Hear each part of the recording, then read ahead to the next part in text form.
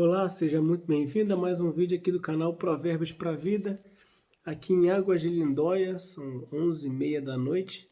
A gente chegou aqui mais uma aula aqui da Conferência de Aconselhamento Bíblico da ABCB. Depois você até entra lá no site para dar uma olhadinha. Quem sabe até ano que vem a gente vai voltar aqui. Quem sabe ano que vem a gente não se encontra aqui. Vai ser por volta dessa época também, lá no final de julho, início de agosto. ABCB, a Associação de Conselheiros Bíblicos. E aqui no nosso dia 309, a gente vai continuar lendo o livro de Atos. Estamos aqui em Atos 22 a 24. Você lembra quando o apóstolo Paulo ele voltou para Jerusalém e ele estava sendo intimado ali por todo o povo, né? E um soldado romano então pega ele, né, para levá-lo preso. Ele sobe numa escadaria e começa a discursar para o povo. É nessa hora que a gente parou a nossa leitura lá no capítulo 21 e vamos voltar com essa leitura aqui agora. Então acompanhe comigo, gente. Atos dos Apóstolos, vamos ler 22, 23 e 24 hoje, nosso dia 309 de leitura bíblica. Assim: Irmãos e pais, escutem agora o que tenho a dizer em minha defesa.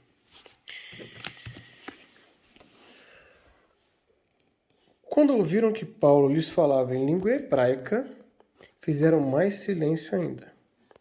Paulo continuou: Eu sou judeu, nasci em Tarso da Cilícia, mas fui criado nessa cidade e aqui fui instruído aos pés de Gamaliel, segundo o rigor da lei de nossos antepassados, sendo zeloso para com Deus, assim como todos vocês o são no dia de hoje. Veja que todos tinham a mesma motivação, né? O zelo por Deus, mas sem entendimento, né? Perseguir este caminho, quando ele fala este caminho, ele quer dizer dos seguidores de Jesus Cristo, né? Perseguir este caminho até a morte, prendendo homens e mulheres e lançando-as na cadeia. Disto são testemunhas o sumo sacerdote e todos os anciãos. Deles eu recebi cartas para os irmãos judeus de Damasco e fui até lá para trazer amarrados a Jerusalém os que também lá estivessem para serem punidos.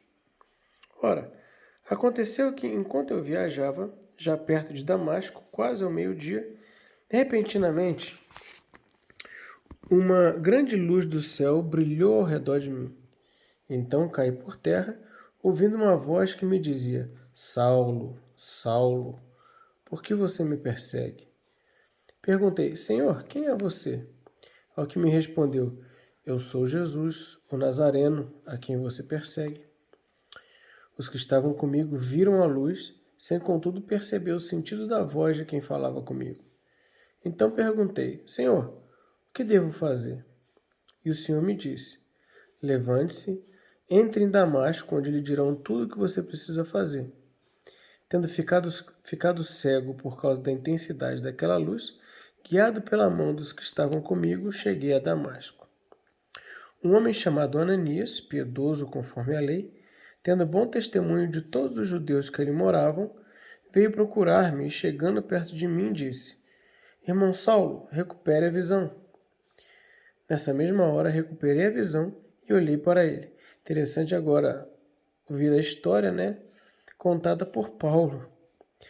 Então ele disse: O Deus de nossos pais escolheu você de antemão para conhecer a vontade dele, ver o justo e ouvir a voz dele, porque você terá de ser testemunha dele diante de todos, anunciando as coisas que você tem visto e ouvido.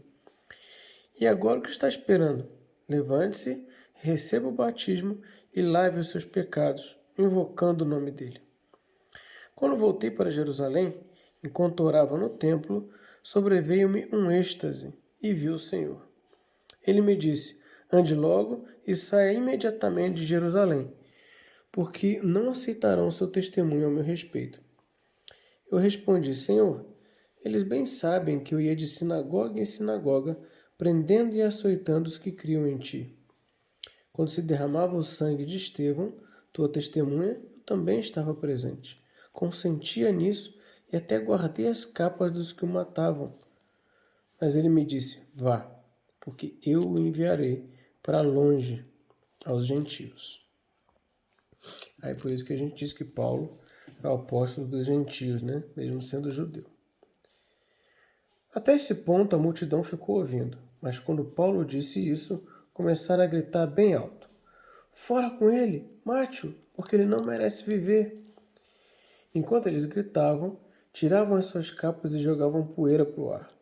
O comandante ordenou que Paulo fosse recolhido à fortaleza e que, sob açoite, fosse interrogado para saber por que motivo estavam gritando assim contra ele. Quando estavam amarrando com correias, Paulo perguntou ao centurião que ali estava: Será que vocês têm o direito de açoitar um cidadão romano sem que ele tenha sido condenado? Ouvindo isso, o centurião procurou o comandante e lhe disse: Que é isso que o senhor está prestes a fazer? Saiba que aquele homem é cidadão romano.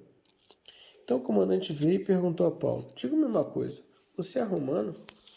Paulo respondeu: Sou. E o comandante disse: Eu tive de gastar muito dinheiro para conseguir essa cidadania. Ao que Paulo respondeu: Pois eu a tenho de nascença.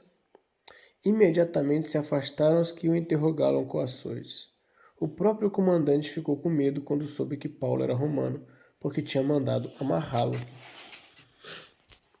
No dia seguinte, querendo certificar-se dos motivos por que Paulo vinha sendo acusado pelos judeus, o comandante o soltou e ordenou que se reunissem os principais sacerdotes e todo o sinédrio. E mandando trazer Paulo, apresentou-o diante deles. Seguindo na história aqui no capítulo 23.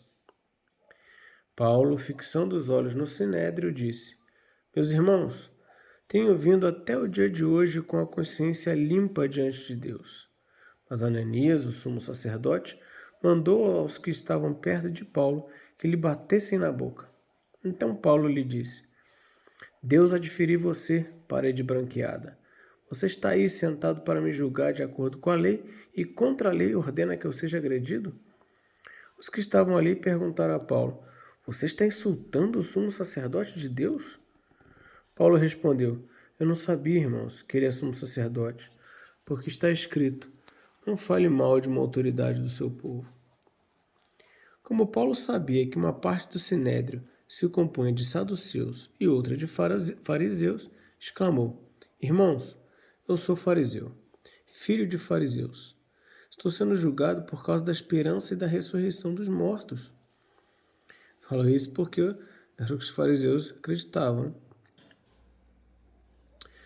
Ditas essas palavras, começou uma grande discussão entre fariseus e saduceus, e o sinédrio se dividiu. Pois os saduceus dizem que não há ressurreição, nem anjo, nem espírito, ao passo que os fariseus admitem todas essas coisas. Houve, pois, muita gritaria no sinédrio, e levantando-se alguns escribas que eram do partido dos fariseus, discutiam, dizendo: Não achamos neste homem mal algum, e se de fato algum espírito ou anjo falou com ele? Como a discussão ficava cada vez mais intensa, o comandante, temendo que Paulo fosse despedaçado por eles, mandou descer a guarda para que o retirassem dali e o levassem para a fortaleza. Na noite seguinte, o Senhor, pondo-se ao lado de Paulo, disse: Coragem, pois assim como você deu testemunho a meu respeito em Jerusalém, é necessário que você testemunhe também em Roma. Quando amanheceu, os judeus se reuniram e jejuaram e juraram que não haviam de comer nem beber enquanto não matassem Paulo. Eram mais de 40 os que se envolveram nessa conspiração. Estes foram falar com os principais sacerdotes e os anciãos e disseram: Juramos, sob pena de maldição, não comer coisa alguma enquanto não matarmos Paulo. Olha só o juramento deles, né?